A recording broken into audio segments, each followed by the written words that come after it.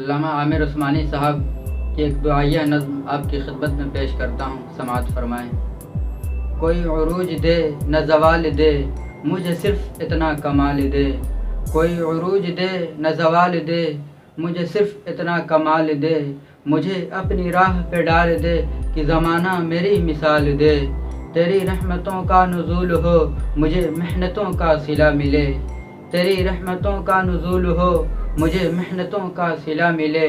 मुझे मालो ज़र की हवस न हो, मुझे बस तू रिज़्क़े हलाल दे। मेरे ज़हन में तेरी फ़िक्र हो, मेरी सांस में तेरा ज़िक्र हो। मेरे ज़हन में तेरी फ़िक्र हो, मेरी सांस में तेरा ज़िक्र हो। तेरा खौफ मेरी नजात हो, सभी खौफ दिल से निकाल दे। तेरी बारगाह में ए खुदा मेरी शब रोज़ है यही दुआ।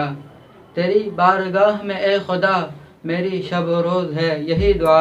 तू रहीम है, तू करीम है, मुझको मुश्किलों से निकाल दे।